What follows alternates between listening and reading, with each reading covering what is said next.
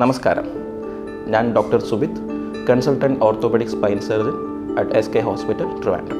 നടുവേദന, കഴുത്തുവേദന, സയാറ്റിക തുടങ്ങിയ പ്രശ്നങ്ങൾ ഇപ്പോൾ കൗമാരക്കാരിലും കുട്ടികളിലും മുതിർന്നവരിലും ഒരുപോലെ കാണപ്പെടാറുണ്ട്.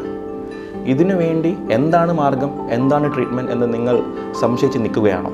നടുവേദന, കഴുത്തുവേദന, സയാറ്റിക തുടങ്ങിയ പ്രശ്നങ്ങൾക്ക് നോൺ ഓപ്പറേറ്റീവ് ട്രീറ്റ്മെൻറ്റും ഓപ്പറേറ്റീവ് ട്രീറ്റ്മെൻറ്റ് ഫെസിലിറ്റീസും വളരെയധികം ഈ സാഹചര്യത്തിൽ ഡെവലപ്ഡ് ആണ്. നമുക്ക് നോൺ ഓപ്പറേറ്റീവ് ട്രീറ്റ്മെൻറ്റിൻ്റെ ഭാഗമായിട്ട് ഫിസിയോതെറാപ്പി ഉണ്ട്. അതുകൂടാതെ തന്നെ എർഗണോമിക് ചേഞ്ചസ്, നിങ്ങൾ ഓഫീസിലോ വർക്ക് പ്ലേസിലോ ചെയ്യേണ്ട രീതികൾ, അവിടെ പാലിക്കേണ്ട ഇരിപ്പിടങ്ങളിൽ വരുത്തേണ്ട ചേഞ്ചസ് തുടങ്ങിയ ഒരുപാട് രീതികളും നോൺ ഓപ്പറേറ്റീവ് ട്രീറ്റ്മെൻറ്റ് വിഭാഗത്തിൽ പെടുന്നു. ഓപ്പറേറ്റീവ് ട്രീറ്റ്മെൻറ്റ് വിഭാഗത്തിൽ നമ്മുടെ കൺവെൻഷണൽ ആയിട്ടുള്ള ഓപ്പൺ സർജറി മുതൽ മോസ്റ്റ് അഡ്വാൻസ്ഡ് ആയിട്ടുള്ള എൻഡോസ്കോപ്പിക് സ്പൈൻ സർജറിയും ഇപ്പോൾ അവൈലബിൾ ആണ്. എന്താണ് എൻഡോസ്കോപ്പിക് സ്പൈൻ സർജറി? നട്ടെല്ല് സംബന്ധമായിട്ടുള്ള രോഗങ്ങളെ ട്രീറ്റ്മെൻറ്റ് ചെയ്യാൻ പണ്ട് കാലം മുതൽ സ്പൈൻ സർജറിയിൽ ഒരുപാട് ചേഞ്ചസ് വന്നിട്ടുണ്ട്.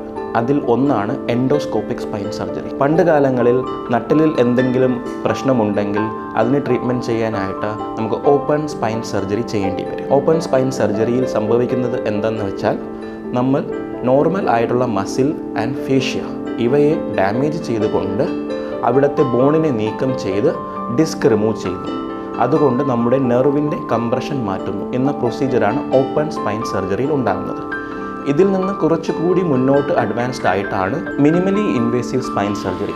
മിനിമലി ഇൻവേസീവ് സ്പൈൻ സർജറി എന്ന് വെച്ച് കഴിഞ്ഞാൽ, ഞാൻ നേരത്തെ പറഞ്ഞ മസിലിനും ഫേഷ്യയ്ക്കും ഉണ്ടാകുന്ന ഡാമേജ് വളരെയധികം കുറഞ്ഞ് എവിടെയാണോ നമുക്ക് സ്പൈനൽ ഡീകംപ്രഷൻ ചെയ്യേണ്ട ആ ഭാഗത്ത് മാത്രം കോൺസെൻട്രേറ്റ് ചെയ്യുന്ന തരത്തിലുള്ള ശസ്ത്രക്രിയ ടെക്നിക്കാണ് minimally invasive surgery.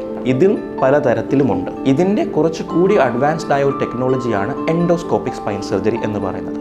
Endoscopic spine സർജറിയിൽ നമ്മൾ എൻഡോസ്കോപ്പ് പേഷ്യൻറ്റിൻ്റെ ശരീരത്തിലോട്ട് കടത്തിവിടുന്നു. അതിൽ കൂടെ ഓപ്പറേറ്റീവ് ഇൻസ്ട്രുമെൻ്റ് ഉപയോഗിച്ചിട്ട് ശസ്ത്രക്രിയ നടത്തുന്നതാണ്. ഇതുകൊണ്ടുള്ള ഗുണങ്ങൾ എന്തെന്ന് വെച്ച് കഴിഞ്ഞാൽ, പേഷ്യൻറ്റിന് പോസ്റ്റ് ഓപ്പറേറ്റീവ് ടൈമിലുള്ള പെയിൻ കുറവായിരിക്കും, പോസ്റ്റ് ഓപ്പറേറ്റീവ് റിക്കവറി ടൈമും പെട്ടെന്നായിരിക്കും പേഷ്യൻറ്റിൻ്റെ. And usually endoscopic spine surgery കഴിഞ്ഞ് കഴിഞ്ഞാൽ വിത്തിൻ 2 hours നമുക്ക് പേഷ്യൻറ്റിനെ നടത്തിക്കാം. അടുത്ത ദിവസം നമുക്ക് ഡിസ്ചാർജും ചെയ്യാം.